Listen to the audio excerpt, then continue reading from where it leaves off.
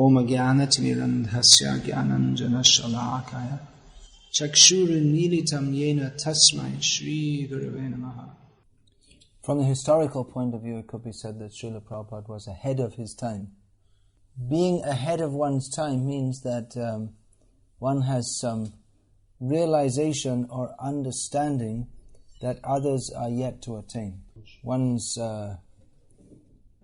foresight and intellectual capabilities are such that he's realized something that others still don't realize, which is later to be accepted in human society, but when it is propagated ahead of its time, is met with derision. Most of the great scientists were considered at the time ahead of their time, or rather in hindsight it can be seen that they were ahead of their time. For instance, when Einstein introduced his first theory of relativity, then it was met with disbelief and derision, because it appeared to go against the whole body of knowledge of science at the time.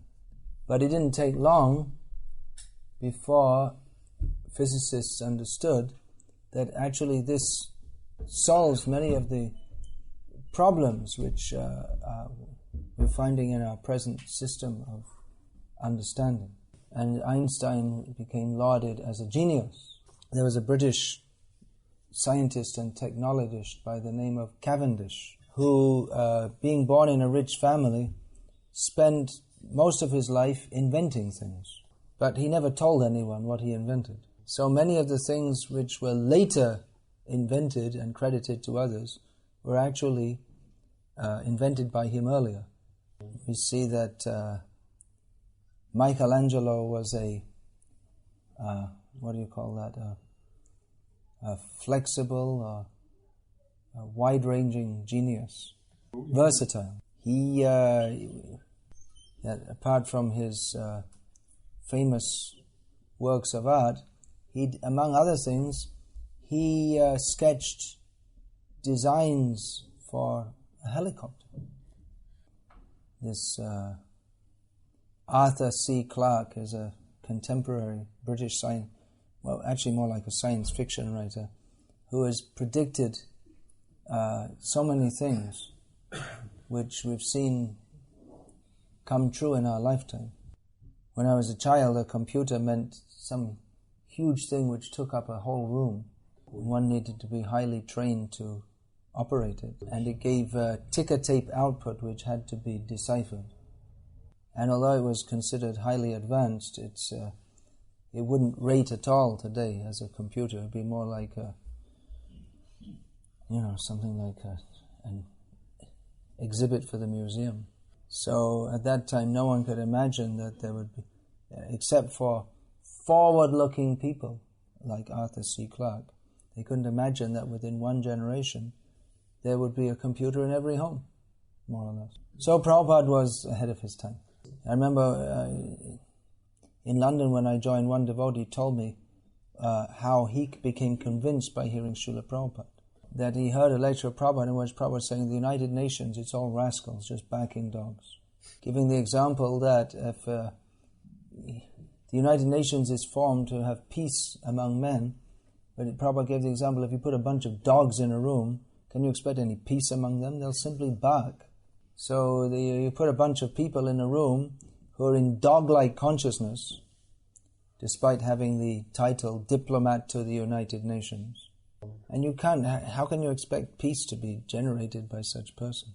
Prabhupada also said that the United Nations was formed by the United States to cheat the small countries. And we factually see that recently when the United States, they couldn't get the vote of the United Nations to attack Iraq. They just did it anyway. So Prabhupada saw through all this hypocrisy. It's interesting that America, when they realized they were losing in the Vietnam War, they negotiated a peace. That was the one before. And the Secretary of State for the United States, Henry Kissinger, who had been organizing the war, he negotiated the peace. Negotiate the peace means actually America withdrew, they were defeated, although they don't like to say that. And then there's Henry Kissinger, who had been organizing the bombing of Cambodia, which was completely defenseless and so many things. He was awarded the Nobel Prize for Peace. So this is the absurdity of international politics and diplomacy. Of course, the Nobel Prize for Peace, which is highly esteemed in modern civilization, well, Mr. Nobel himself got so much money for giving these prizes because he invented dynamite. So anyway, this devotee told me that when he heard Prabhupada speaking like this about the United Nations, it changed his whole way of looking at the world. Because up to that time, everyone thought, oh, United Nations, very good. They're very good, sincere people who come together to discuss how we can live in peace. And Prabhupada said, barking dogs. They can never have peace in human society, as long as they're in dog consciousness. So nowadays, many people have a similar outlook about the United Nations. But Prabhupada, he saw through it before all of them. Prabhupada spoke out very strongly against the cheating of modern science, which up to that time, science was considered like a religion, actually. It's like sacred. You can't say anything against the scientists. That's heretical, iconoclastic. You know what that means? You don't have a word like that in Polish? It means someone who breaks deities. So it was shocking, but it wasn't that Prabhupada was just out to shock for the sake of it. But he was pointing out how actually the scientists are cheating. And nowadays that's a widely held perception. In Poland also, in India not so much. Indians have a strong tendency to worship. They worship Krishna, Rama, Durga, Shiva, Sai Baba. You put some stone and tell someone it's sacred and they'll start worshipping it. So they worship science. Science. The scientist said. I often say in India that previously in India, if you quote Bhagavad-gita, Shri Bhagavan Uvacha, everyone will accept it. Nowadays, if you say Shri Scientist Uvacha, everyone will accept it. I just got a ridiculous letter from some young Indian student who started reading Prabhupada's books in a mood of great awe and reverence, but who has become shocked by seeing Prabhupada's condemnation of the cheating scientists. And he doesn't know how to balance this because he has his religious way of thinking and his scientific way of thinking. How can Prabhupada, who we respect so much, speak so strongly against the scientists, who we respect so much? How can Prabhupada speak against evolutionary theory when the scientists have proved that we all descended from monkeys? Like a typical foolish person, he thinks that the scientists have proved it. Maybe the scientists themselves even think they've proved it. Although there's not even this, there's absolutely nothing, zero, zilch, shunya, ziffer, whatever, how do you say it in Polish? Zero. Not even one grain of sand of proof of evolution. So it's, in that way, it's like a religious, dogmatic belief. But they say it's scientific and that it's like empirically proved. The only thing that's missing in the empirical proof of the theory of evolution is any evidence. But people take it as like a religion. Oh, scientists. Last time I was speaking with Sadaputa Prabhu, who I presume you've all heard his name, which was quite a few years ago. And he was in India at that time, and he'd been traveling around giving a few lectures in different universities. And he said that his observations were that Hindus have added to their, vast pantheon of devatas, science. It's become another cult within Hinduism. It's simply blind faith. And another thing he said was that within the Hindus' consciousness, they have one compartment called religion and another compartment called science. And they turn on the one side of their consciousness according to the situation they're in. They don't try to run both programs at once. There'd be a system crash. It's not just a different program. It's like, one's Mac and one's Windows. Yeah, it's like so. When they go to the temple, they're fully religious, and then when they go outside, they turn off the religion, and then then they have the scientific way of thinking. So you can find like big scientists working on sending rockets into space so that India can say, we also send rockets into space. And they also go to the temple. Of course, if you talk with them, they probably won't believe in God, but they go to the temple anyway. So they expect the sadhu is very nice. He smiles, he speaks a few words from the Bhagavad-gita and gives blessings. That's what a sadhu does. And a scientist is very practical.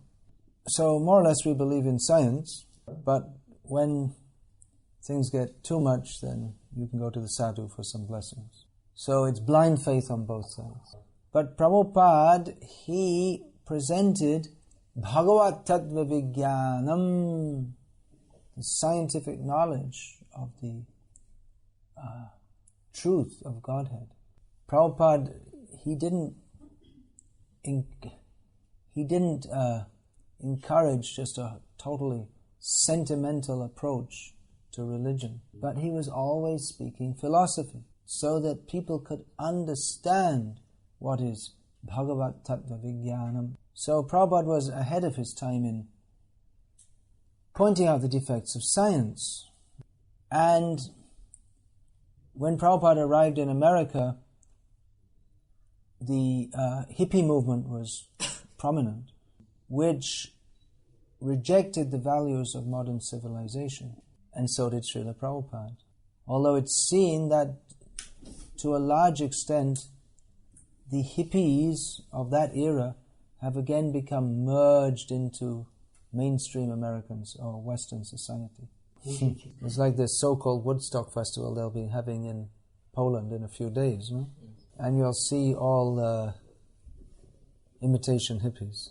Coming from our generation, we can say like that. We were the real hippies.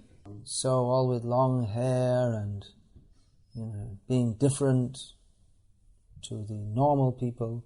But in a few years' time, you'll find they're all chartered accountants, factory managers, and salesmen, and they'll merge into the regular Kami society.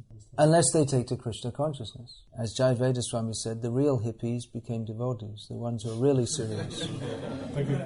Because the hippies were looking for an alternative to the crassly materialistic society they'd been brought up in. And they believed in love and peace and mysticism, especially Eastern mysticism. And they liked Krishna because he had long hair. And he was into music. Krishna's into music. And Hare Krishna people are into music also. And Krishna has a girlfriend. So all attractive elements to the hippies. And even more bizarre than the hippies. No one thought of shaving their head. I mean, they grew their long hair, but shaving your head. And not only shave your head, but you keep a little thing sticking out the back. And run around on the city streets in bed sheets dyed orange. That's what the dhotis were in those days. And playing some Indian bells. That's really far out. So, of course, Prabhupada didn't introduce these things just to try to outdo the hippies. He was introducing the genuine culture of the spiritual world. But as luck would have it, all these elements were appealing to the hippies. Prabhupada said that Krishna arranged the hippie movement for my preaching. So the hippies, they were into alternative living. Some of them even had like communes.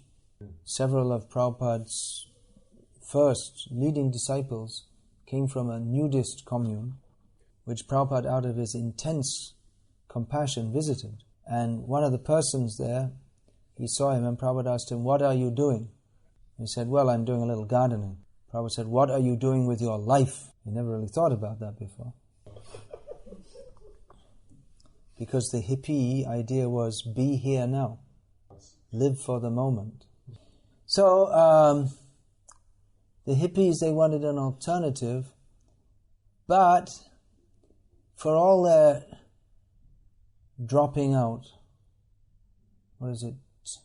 Turn on, tune in, and drop out. That was their motto. You can't translate it, can you? Turn on, tune in, drop out. Anyway, for all their turning on, tuning in, and dropping out, they remained addicted to sense gratification. That they dropped out of straight society, as they called it, mainstream society. But they were addicted to sex and intoxication. That's why they had to go back and become accountants and lawyers and salesmen and taxi drivers and whatever, because they needed money so that they could go on with their sense gratificatory life. So the Prabhupada's condemnation of the materialistic society appealed to the hippies. But Prabhupada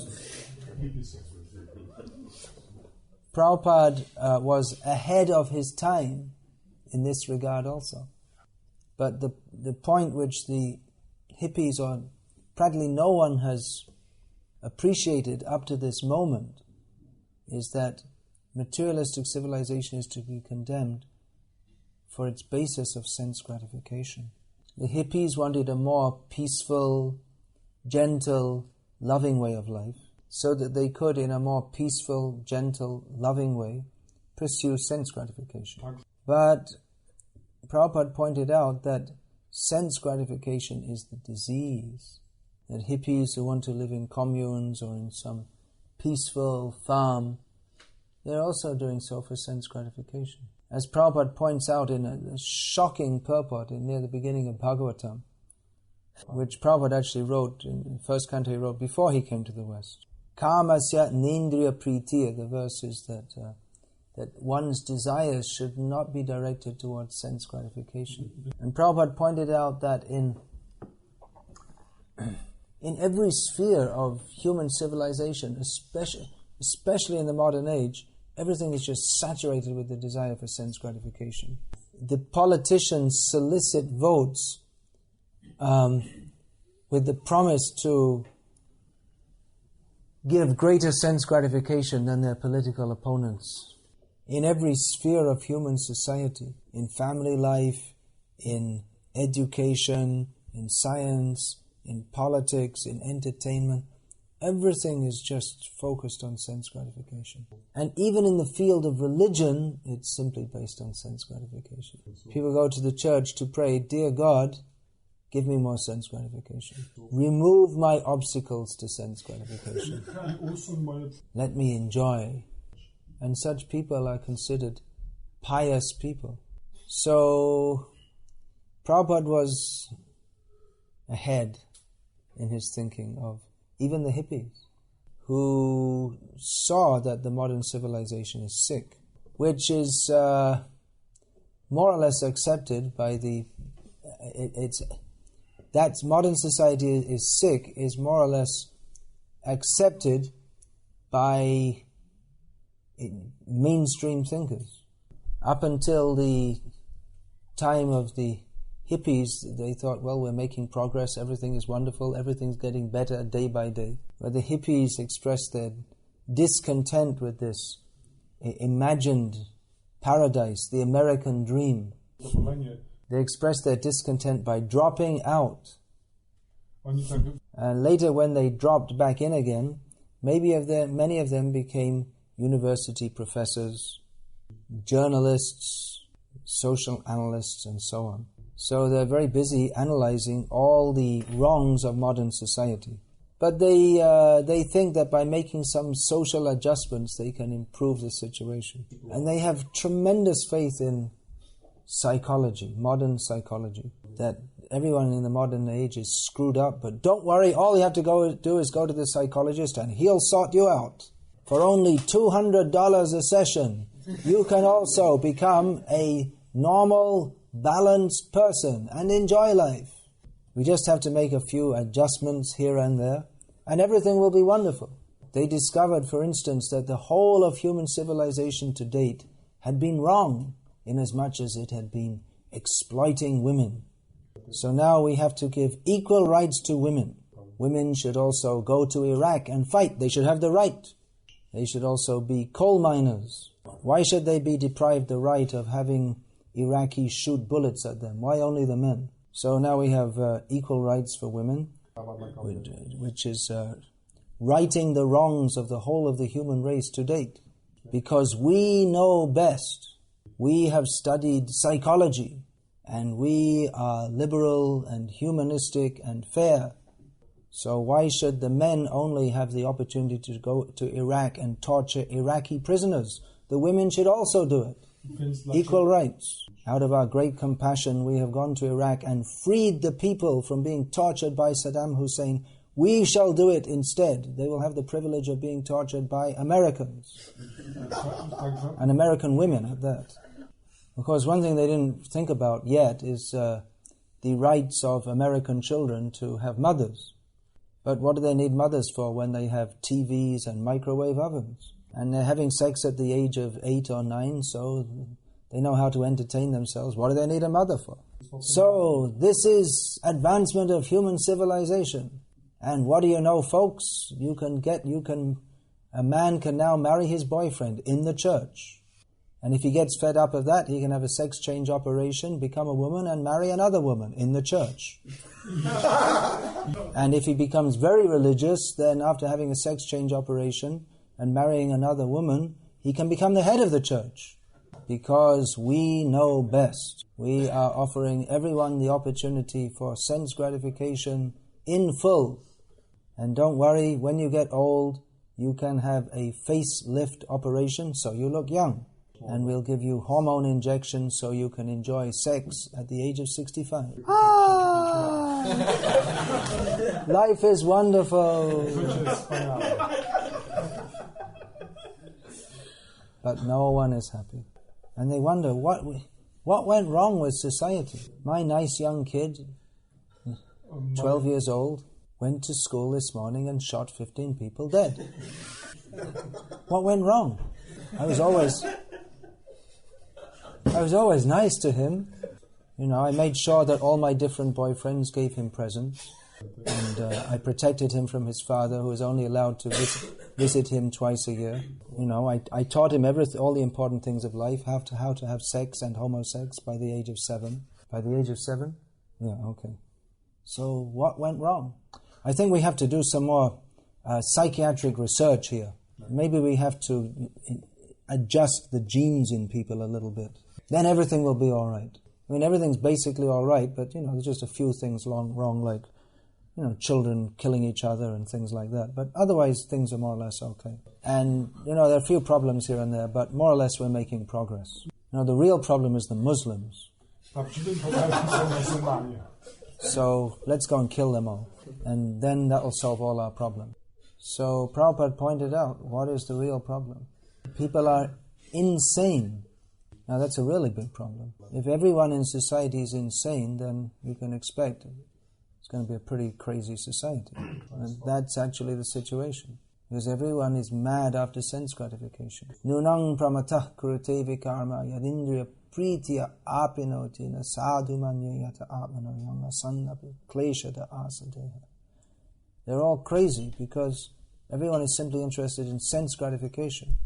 And therefore they have no fear of performing sinful activities, which will cause them to suffer birth after birth after birth, instead of using the human form of life for liberation from the cycle of birth and death, and developing love of Krishna. People are using it to... They actually think that advancement of human civilization means to increase our animalistic propensities. If one can increase one's ability to have sex, that is considered that's something really good. Some of the world's most intelligent scientists, after spent many years of research to find out drugs that can increase one's sexual abilities, and they did it. While other scientists are busy making research on how to kill others in more effective ways. Bombs, tanks, chemical weapons, and so on. So it is animal civilization. Sometimes people think this is insulting, but actually it's very polite, because people are lower than animals. To call them an animal is a compliment.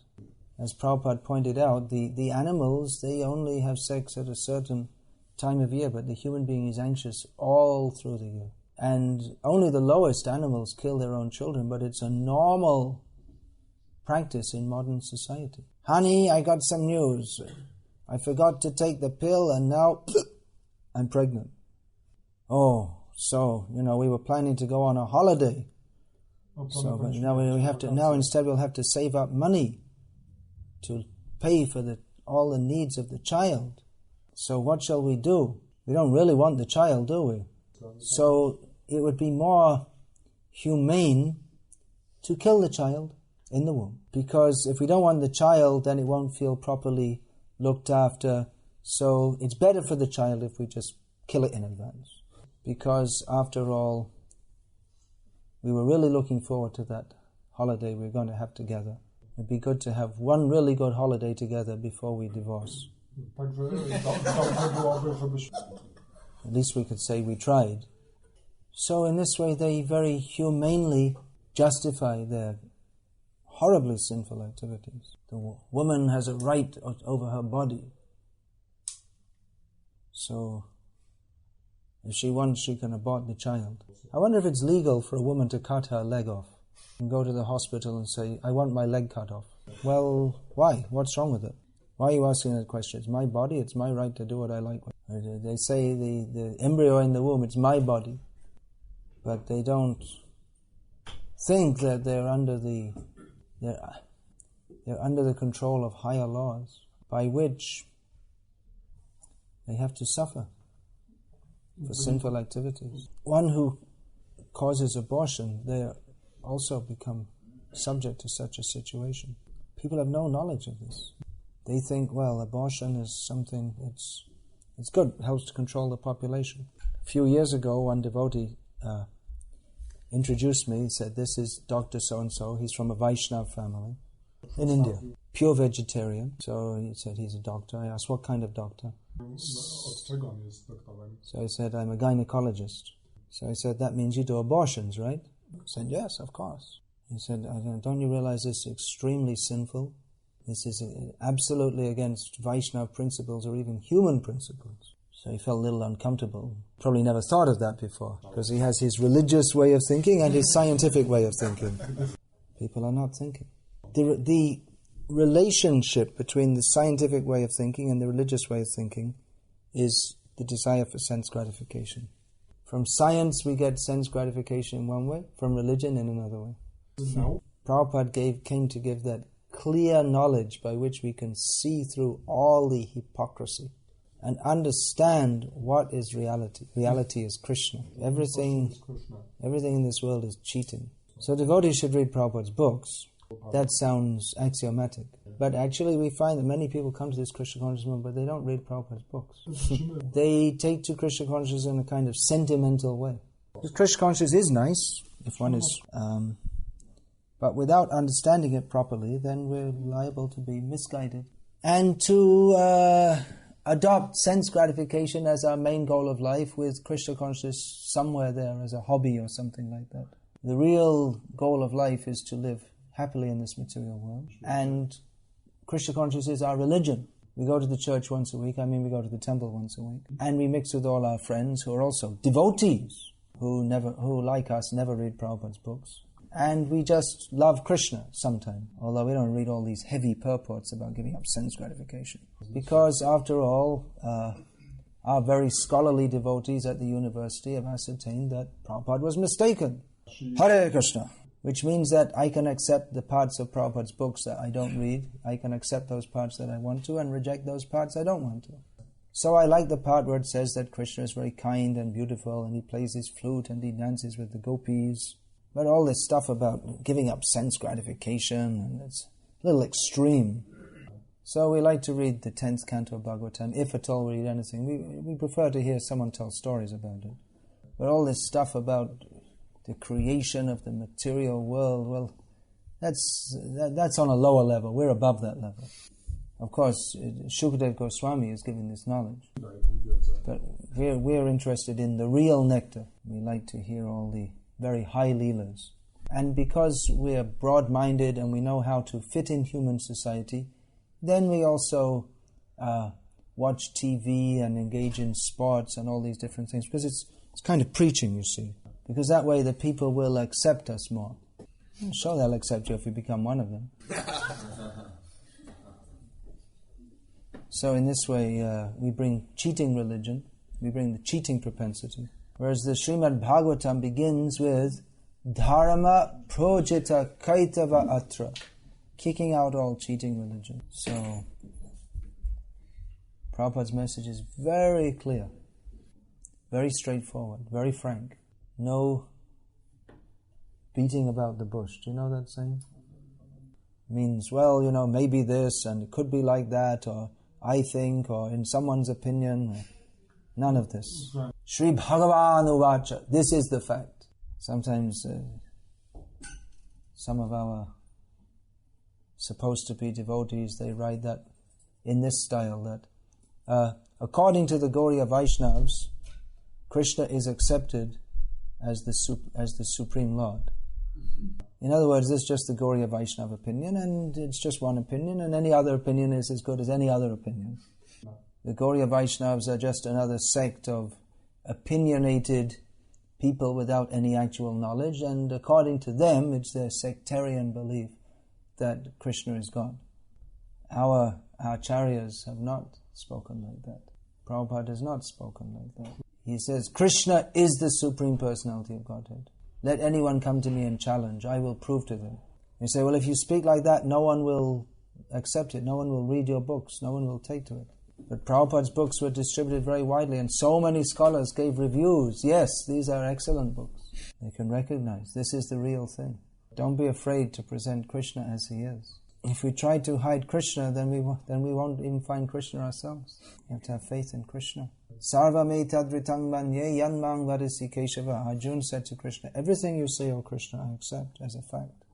It's not an easy path. It's very easy to say, yes, all opinions are the same, everything is as good as everything else. But we won't get Krishna like that. Because Krishna is Param Brahma, Param Dhamma. He is above everyone and everything else. It's not simply a matter of opinion, it is a fact. If we want to make it a matter of opinion, then we'll have to remain rotating in this material world. If we accept Krishna as he is, then we go to Krishna. There's no other way to go to Krishna. If we think that Krishna is some object of our study in the university, then we become offenders to Krishna. Some university scholars study butterflies, some study ancient Polish history, some study linguistics and come up with tremendous discoveries like the prototype non-existent Indo-European language. Some try to solve complex mathematical theorems. And some study Krishna, a mythical Hindu god who was originally a tribal god who became identified with the Vedic god Vishnu. And the medieval saint Chaitanya, who suffered from epileptic fits, he had a fixation on this imaginary god called Krishna. And the modern Hare Krishna movement is an offshoot of the Gauriya Vaishnava religion, which comes from the medieval Bengali saint Chaitanya. Yes, so much garbage, because they're so envious of Krishna. They want to put Krishna in some little box where they can put, yes, already researched, everything found out, everything discovered. This is Professor so-and-so, expert knows everything about Krishna. Such a person is very much fit for having a large boot put into his face with great velocity. Simply rascals. So offensive to Krishna. So we should take knowledge from the actual professors of spiritual science, Prabhupada, all the great acharyas, who don't bring any mundane, materially contaminated speculations to try to understand Krishna, but simply accept Krishna as the Supreme Personality of Godhead. Or sometimes the scholars, they're what are called favorable scholars. And they say, yes, Jiva Goswami was a great scholar. They're also rascals. Because if you think that Jiva Goswami is just a great scholar, in the history of the world there have been so many great scholars, and Jiva Goswami is also a great scholar. If you think like that, that's also Guru Shu Naramatihi, thinking him an ordinary person. Unless we accept him as he is, as a transcendental devotee come from the spiritual world, come to reveal the very highest level of God realization, then simply to consider him a great scholar is demeaning, actually. Jiva Goswami is a great scholar. I'm also a pretty good scholar. And they appreciate his poetry. They analyze it as like some kind of mundane poetry. This alliteration and this alankar and this ornamentation, alliteration. And they can never find Krishna. They study Krishna all their life and they'll never ever find him. They'll remain millions of miles away from him. So better accept the acharyas, follow the acharyas. That doesn't mean one isn't scholarly, but one's overwhelming motive must be to serve and surrender to Krishna, accepting him as the Supreme Personality of Godhead. If one has any personal motive, for instance, to become known as a great scholar, then he cannot become Krishna conscious. Hare Krishna. Hare Krishna. All glories to His Divine Grace, Srila Prabhupada. Where are those books? Any question? Could you say something about studying for young people in universities? Studying for young people in the university in connection to Krishna consciousness. Well, what is the connection? I mean, I could also talk about working in the coal mines in connection with Krishna consciousness. What's the connection? If you're working in the coal mine, as you're digging out the coal, probably it's all by machine these days. They don't do it like this anymore, do they? So you can also chant Hare Krishna while you're working in the coal mine. The other coal miners will probably beat you up. And it's like that in the university too. One devotee told me when Tamal Krishna Maharaj first went to university, he wrote some paper, his first paper that he wrote, and the professor told him, you can't write like this in your Hare Krishna style. You have to change it to the university style. So it's very dangerous. You can study Krishna, but on our terms and conditions. But if we go out in the streets and chant Hare Krishna and hold festivals, they'll study us. If we increase this movement more and more, then automatically the scholars will come and study. Because they want to study everything, right? We don't need them, they need us, actually. They need something to study. If someone, they have a family, they can study something, computer science at the university, so they can get a job and this and that. And it is also possible to go in the university and study Indology and something with the aim of trying to shift the paradigm. But it's a really difficult paradigm to shift. I mean, they might say, yes, we accept Krishna consciousness as another religion. But their basic outlook is empiric. And even if they say we accept it as a bona fide religion, that means that according to their empiric understanding, they accept it as what they call bona fide. Their very methodology, their very basis, their very worldview is empiric and therefore inherently atheistic, actually. And although they may discuss transcendentalism and mysticism, they also try to analyze that in an empiric way.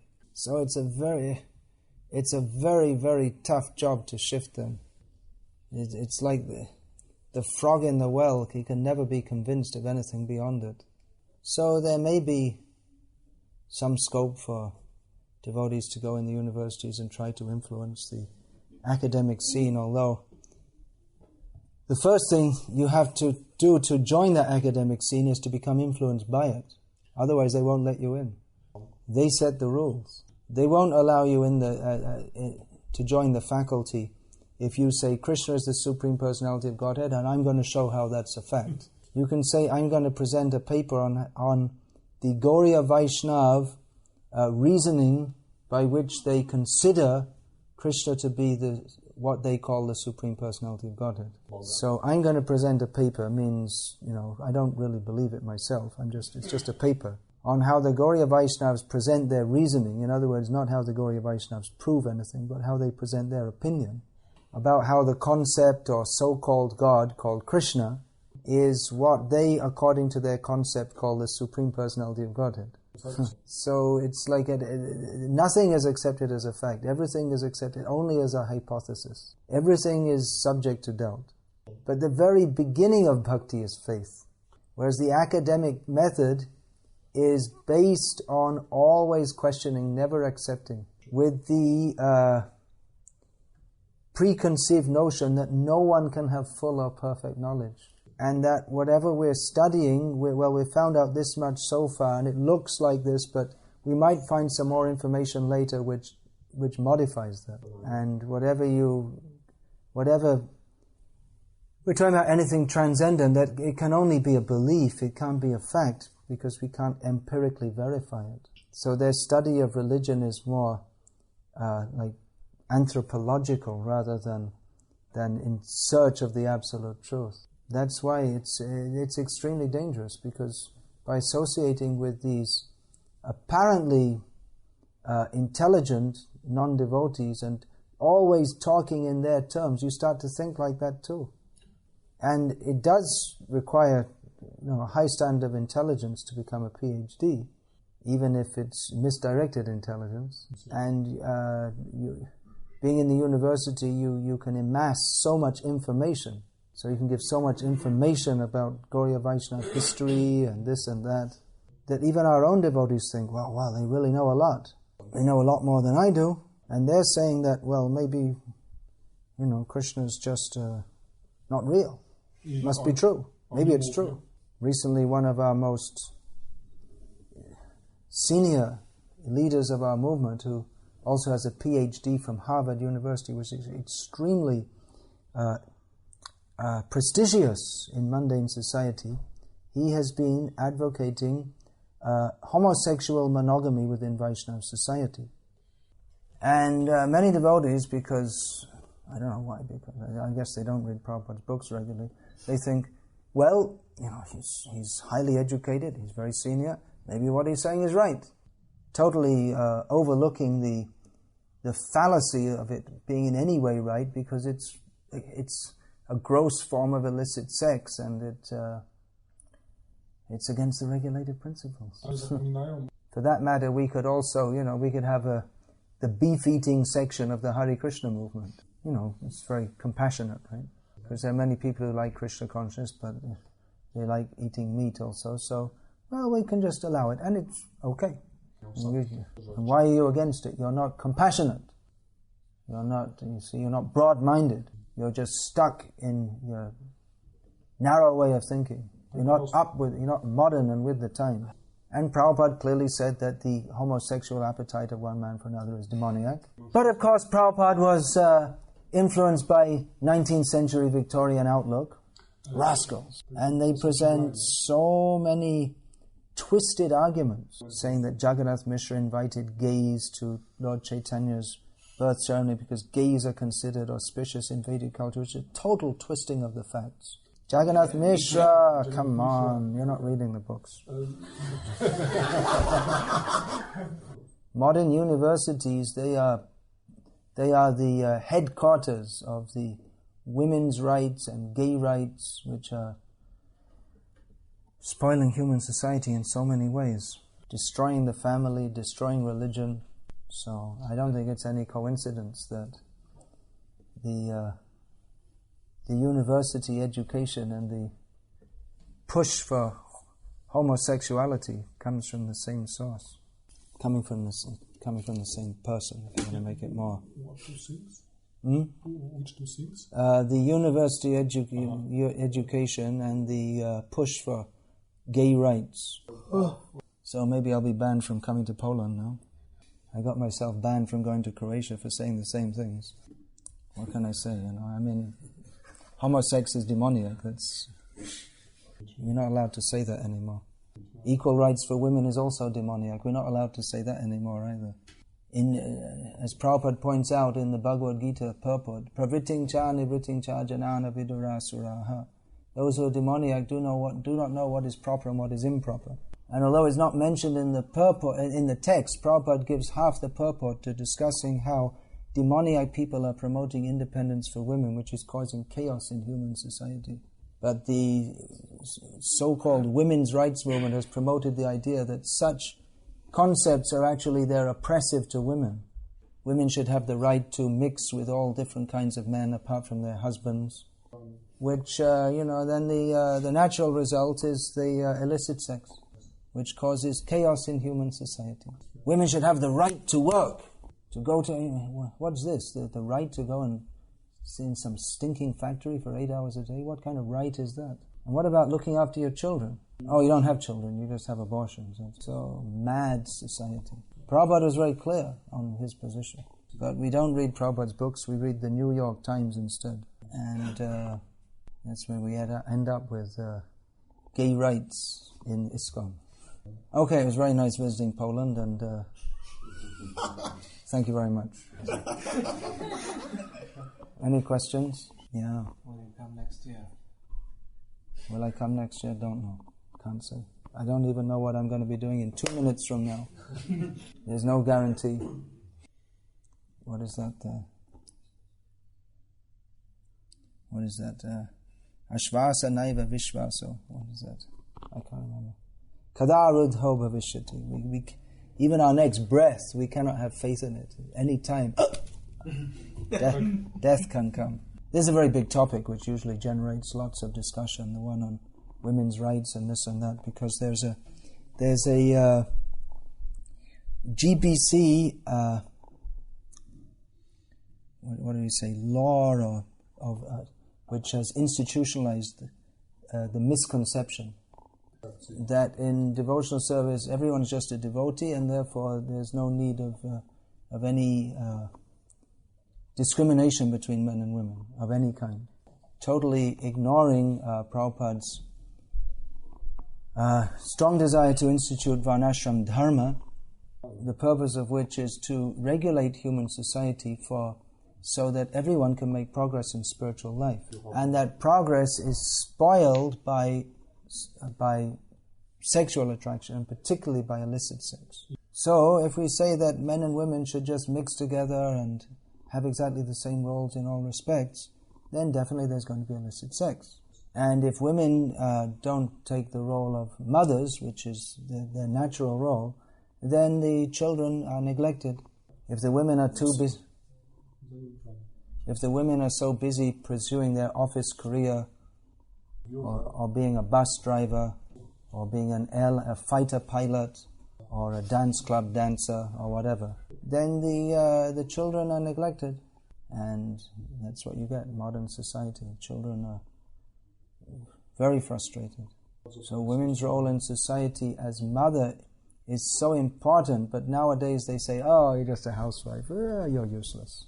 Because they want everyone will work so they can develop the economy, and women will be free to enjoy, free to be enjoyed and exploited. The demons say that women should be free, because if they're free, they can freely enjoy them with no responsibility. We enjoy sex together, and when the baby comes, it's in your arms, not mine. So this is actually cheating women, but they think, I'm liberated. This women's liberation is the worst thing that ever happened for women. But they don't understand that. So, Hare Krishna, some other questions? So regarding the evolution, it was empirically proven, it was observed that some spices, they have evolved, they changed when the living conditions changed. Proof? You have proof? Someone finds some bone and then someone else finds another bone, and that's proof? Do you have this book, The Hidden History of the Human Race, in Polish? Yes. Show him. We have a book which, if you'll take the trouble to read it, will revolutionize your misunderstanding. How the so-called fossil record has been manipulated deliberately misinterpreted, and so on. Yeah. There is a unspoken conspiracy among scientists to uphold this atheistic theory. You serious to understand this subject? Yes. You should read this book. How old are you? They don't like to say. Once they get past 40, no one likes to say. How old? Age 55. It's called evolution. So, you've been cheated all your life. You are not a descendant of a monkey. Please read this book. It is presented very scientifically, not dogmatically, Honest. showing how so-called scientists have deliberately fudged the fossil record to try to show that life has evolved from matter and that man has evolved from lower life forms. There's no proof. But he's saying that the nature is changing and will be changing. Have you ever heard of a monkey giving birth to a mutant that looks more like a human being? Since Charles Darwin came out with his theories, millions of monkeys have been born and died. I mean, I live in India. You don't see where there are monkeys jumping around all over the place all the time. But there are millions of monkeys in the world even today. But we don't have a record of even one that's given birth to a mutant which looks even slightly more like a human being. Mutants of any kind are very rare, and they generally don't give birth. They die soon. So, like I say, where's the proof? What they call proof, people think, oh, the scientist said it's proof. But they're not thinking deeply. They're just accepting the cheating words of the scientists. It's recently come to light. There was an article in Newsweek. I didn't read it. I just saw the cover on the plane. How it's come to light that it's a common phenomenon that research scientists deliberately cheat. They say we've done this research and this is the result, although the result is not what they say it is. The main reasons for doing this are number one is for the sake of their prestige. Because, for instance, if they spend 15 years investigating something and then they find out that there's nothing there, then it makes them look stupid. Although the very nature of scientific research is that you must go down many blind alleys. Another reason that they fudge the records is because this way they keep their so-called research project going on longer. It keeps them in a job. If they say that we found out it's all wrong, then their research project is finished. They don't have a job. So just like previously people used to have great faith in the priests, nowadays they have great faith in the scientists. But in both cases it seems to be largely misplaced. So you please read these books. Life Comes from Life. Do you have that Origins magazine in Polish? Or the hidden history of what is it called? The mysterious origins or something like that. The hidden history of the human race. By Druta Karma and someone, Sadaputa.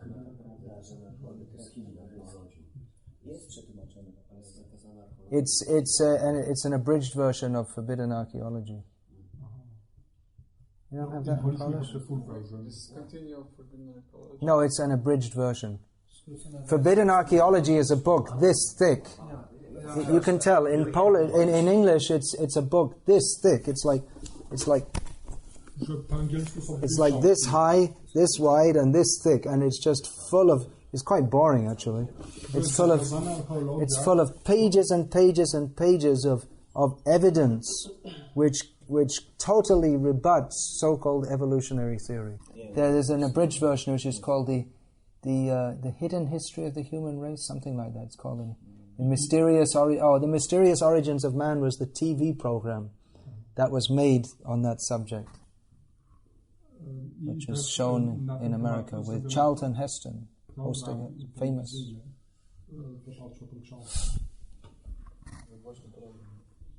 Yeah, then there was a TV program which was shown again and again on all over America called The Mysterious Origins of Man. So the cheating of science is being exposed. But it'll be difficult for people of your generation to accept it. It's difficult to change your beliefs in midlife. But it's only a belief. Well, you're saying there's proof of evolutionary theory. How do you know? You're not a biologist or anthropologist or archaeologist, are you? You just believe what the scientists tell you, that's all. And you presume it's true because that's what everyone else believes. Well, there was a time when they believed that if you sailed far enough west, you'd fall off the edge of the world. Everyone believed it. They considered, at that time, they considered themselves very advanced in knowledge. Christopher Columbus almost, he faced a mutiny. His sailors wouldn't go any further west. So we think we know, but it doesn't mean that we do know. Actually, you have blind faith in the scientists. Blind faith. Why don't you look a little deeper? You think the scientists are not capable of making mistakes, not capable of cheating? Because they find one bone and then they find another bone, it doesn't mean that it's proof of evolution. What they do is they find one bone and then they say then they estimate the time it comes from, and then they imaginatively construct a whole skeleton and torso from that. Or they find one vase or vase, you said yesterday, and then they imaginatively extrapolate a whole civilization from it. They say, well, this vase was made by this process, so they had knowledge of fire and they had knowledge of pottery. So in comparison with other civilizations, they must have also had knowledge of the wheel and basic arithmetic, algebra, and so many things. And just based on a couple of archaeological findings, they extrapolate what they consider to be what the whole civilization was like. It's not scientific, sir. So he's saying that he's on the basis of his own observation, seeing how the species are changing. How nature is changing. Well, change is there within nature, yeah. The leaves of the tree become brown and then again they become green. But the kind of changes they're talking about in evolution that take place over hundreds of thousands of years, you're not going to see them. Even if it were to be a fact, you wouldn't see it in one lifetime. There are so many Negroes in America. Now, according to evolutionary theory, they are dark-skinned because they come from a hot country. But for several generations, many of them have been living in cities like Chicago and Detroit, which are mostly very cold and dark. But over the last few generations, we didn't see the Negroes becoming any whiter because of that. I've been living in India for 28 years. Look at this. Most Polish people are darker skinned than me. So, if there are changes, they're not going to take place so quick. But you would have thought that according to evolutionary theory that the Negroes in America would have become a little more light-skinned, wouldn't you? They do when they mate with non-Negroes. Yeah. So please, we'd have that hidden history of the human race. Please read it. So the test tube babies and cloning theories are very much promoted. What do you want me to comment? Oh, they say they're making life in the laboratory. Well, test tube baby means they take an already inseminated ovum. So they're not creating life, they just transfer it from one place to another. And what is cloning supposed to prove or disprove in terms of Bhagavad philosophy? Again, they're not creating life. They can't even define life in biological terms. What about, which suggests that it's not an intrinsically biological phenomenon. So he's just explaining that these test tube babies, they are not created, they are taken from the living. Right, yeah. Yeah. Good. So not only in the university, but even in the secondary or even in the primary school, one has to accept the professors, and not sometimes the professors are demanding that only he should be accepted, not even other professors. Many times the teachers are having sex with the children, right? What a horrible situation. Prabhupada said this Krishna conscious movement will go down in history for having saved human society in its darkest hour. So we have a very serious duty to understand this Krishna conscious philosophy and establish it in human society for the benefit of misguided mankind. Yeah. I'm ready. I mean, everyone's maybe hungry, but we have important things to discuss. So how to convince someone who is saying that Jesus is the only God and there is no other God beside him? Mostly you can't. Someone who was priest before. On jest skłonny człowiekowi oczy wydrapać lub Mostly you can't convince such people. If they would listen with an open mind, then it would be possible. Mostly, you see, most people don't accept anything from a very intelligent platform. They just believe without going into it very deeply. It is good to have faith in Jesus. If you actually know what he taught, which most people who call themselves Christians actually don't know what Jesus taught. Yeah. But most people either blindly believe in Jesus or they blindly believe the scientists. Which is why I'm saying just don't blindly take to Krishna consciousness. Prabhupada spoke philosophy so that people can understand with their intelligence. Krishna cannot be understood only by intelligence, but he cannot be understood only by sentiment either. And if we simply go on sentiment, then we're likely to be misled because we're influenced by desires for sense gratification. Yes. So discrimination is required to discriminate between spirit and matter, to discriminate between actions that are pleasing to the Supreme Lord and those that are not, to discriminate between sinful activities and pious activities. Therefore we have these books. Therefore we're distributing these books to give knowledge to human society. We ourselves should know what is in these books and be convinced of that. Otherwise, if we take to Krishna consciousness out of sentiment, then when there's some difficulty, we'll go away. As we've seen so many times. Polish people what we might call, in some ways, pious. Many of them are naturally attracted to Krishna consciousness. But if we don't understand the philosophy of Krishna consciousness, then the sentiment can change at any time. So please study these books very carefully. Anything else? Question.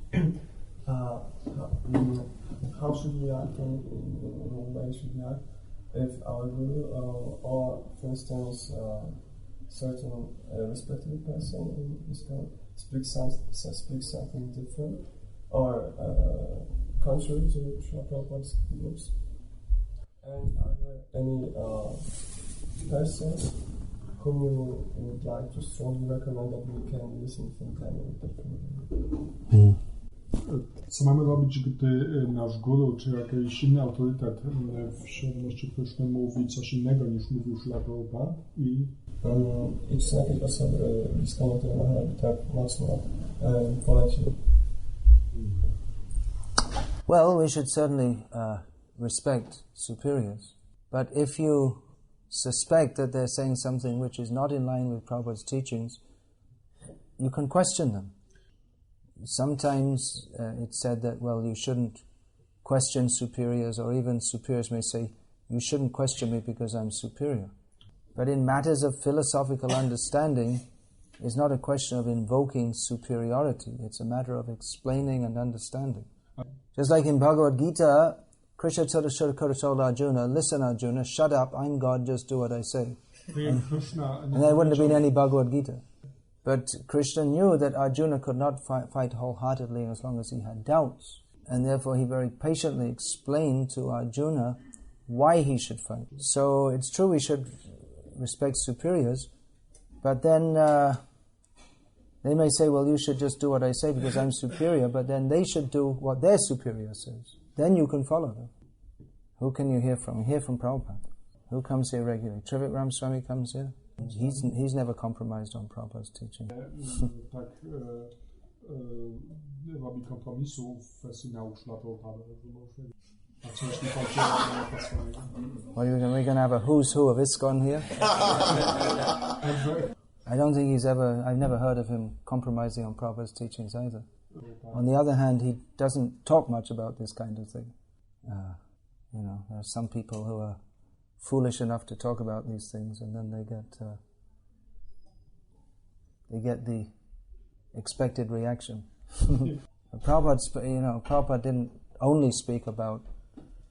Well, he only spoke about Krishna consciousness, but he also gave many important instructions on social organization, because we have to live in this world and we should know how to live in it in a way that is conducive for developing Krishna consciousness. So there are so many leaders in ISKCON. I just mentioned the name of Trivikram Swami because one thing is he's coming here. Another thing is he speaks out on these issues and very clearly and without any compromise as Prabhupada spoke. So that's why I mentioned his name. He neither avoids these issues nor reinterprets them. Hare Krishna. Hare Krishna. Then we can finish that. It's over 2 hours. Oh. Oh, all right. So, Hare Krishna. Hare Krishna.